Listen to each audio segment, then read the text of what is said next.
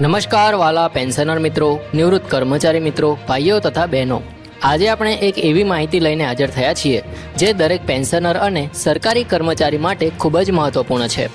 મિત્રો, તમે જો 65 વર્ષથી વધુ ઉંમરના પેન્શનર છો અથવા તો તમારા પરિવારના કોઈ સભ્ય પેન્શન મેળવે છે તો આ સમાચાર તમારા માટે ખૂબ જ ખાસ બની શકે છે. કારણ કે આજની તારીખે જે પરિસ્થિતિ ઊભી થઈ રહી છે તે સીધી અસર તમારા આવક, તમારા માસિક ખર્ચ અને તમારા જીવન યોજનાઓ પર પડવાની શક્યતા ધરાવે છે. એટલે વિનંતી છે કે આજનો આ વિડીયો તમે અંત સુધી જરૂરથી નિહાળજો, કારણ કે અંત સુધીમાં તમને સંપૂર્ણ સ્પષ્ટતા મળશે કે શું ચાલી રહ્યું છે, શું અસર પડશે અને આગળ શું શક્ય છે. તો મિત્રો, આજે તારીખ 14 એપ્રિલ 2026 છે અને ગઈકાલે એટલે કે 13 એપ્રિલની સાંજે જે સમાચાર સામે આવ્યા છે તે મુજબ કેન્દ્ર અને રાજ્ય સરકારના કર્મચારીઓ તેમજ પેન્શનરો માટે મોંઘવારી ભથ્થા એટલે કે ડીએના વધારામાં આ વખતે અસામાન્ય વિલંબ જોવા મળી રહ્યો છે. સામાન્ય રીતે દર વર્ષે આપણે જોયું છે કે માર્ચ મહિનામાં હોળીની આસપાસ ડીએમાં વધારો જાહેર કરવામાં આવે છે અને તે જાન્યુઆરીથી લાગુ પડે છે. ત્યારબાદ એપ્રિલના પગારમાં વધારો સાથે જાન્યુઆરી અને ફેબ્રુઆરીના એરર્સ પણ મળતા હોય છે. પરંતુ આ વખતે પરિસ્થિતિ થોડી બદલાઈ ગઈ છે અને એપ્રિલના 12 દિવસ વીતી ગયા હોવા છતાં હજુ સુધી કોઈ સત્તાવાર જાહેરાત કરવામાં આવી નથી. હવે મિત્રો, તમે વિચારતા હશો કે આ વિલંબ પાછળનું શું કારણ હોઈ શકે છે. તો મિત્રો, નાણાકીય નિષ્ણાંતોનું માનવું છે કે આ વખતે સરકારના વહીવટી પ્રક્રિયામાં થોડો ફેરફાર થયો છે અને ખાસ કરીને આવનારા 8મા પગાર પંચના માળખા સાથે સંકળાયેલ સંક્રમણ પ્રક્રિયા ચાલી રહી હોવાથી કેટલાક નિર્ણયો મોડા પડી રહ્યા છે. એટલે કે સરકાર એક તરફ નવા પગાર માળખા અંગે વિચારણા કરી રહી છે અને બીજી તરફ મોંઘવારીના આંકડા સાથે સમન્વય બેસાડવાનો પ્રયાસ કરી રહી છે. આ બંને બાબતોને ધ્યાનમાં લઈને જ ડીએની જાહેરાતમાં વિલંબ થઈ રહ્યો હોવાનું માનવામાં આવી રહ્યું છે. મિત્રો, હવે વાત કરીએ કે આ વિલંબનો સીધો અસર કોને પડશે. તો સૌથી પહેલાં અસર પડશે કર્મચારીઓના પગાર પર, કારણ કે ઘણા સરકારી વિભાગોમાં પગારની ગણતરી 15મીથી 15મી સુધી થાય છે. એટલે કે જો ડીએનો વધારો 15મી પહેલાં જાહેર નહીં થાય તો તે આગળના મહિના સુધી ખસેડાઈ શકે છે.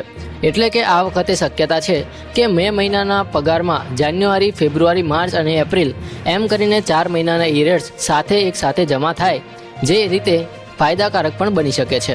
કારણ કે એક મોટો જથ્થો એક સાથે મળશે, પરંતુ બીજી તરફ જે લોકો એપ્રિલમાં વધારાની આશા રાખી રહ્યા હતા તેમને થોડી રાહ જોવી પડશે. પેન્શનરો માટે પણ આ જ પરિસ્થિતિ લાગુ પડે છે. ખાસ કરીને 65 વર્ષથી વધુ ઉંમરના પેન્શનરો માટે આ મુદ્દો વધુ મહત્વનો છે, કારણ કે તેઓની આવકનો મુખ્ય સ્ત્રોત જ પેન્શન હોય છે. અને જ્યારે ડીએમાં વધારો થાય છે ત્યારે તેમની માસિક આવકમાં પણ વધારો થાય છે, જે તેમના દૈનિક ખર્ચ, દવાઓ, ઘર ખર્ચ અને અન્ય જરૂરિયાતો માટે ખૂબ જ ઉપયોગી બને છે. પરંતુ આ વિલંબને કારણે હવે તેમને પણ મે મહિના સુધી રાહ જોવી પડી શકે છે. હવે મિત્રો, એક મહત્વપૂર્ણ મુદ્દો એ છે કે આ વખતે ડીએમાં કેટલો વધારો થઈ શકે. તો નિષ્ણાંતોના મત મુજબ હાલના ફુગાવાના દર અને CPI-IWના આંકડાઓને ધ્યાનમાં રાખીને અંદાજે 2%થી 3% સુધીનો વધારો થઈ શકે છે. એટલે કે હાલ જે ડીએનો દર છે તે લગભગ 60થી 61% સુધી પહોંચી શકે છે.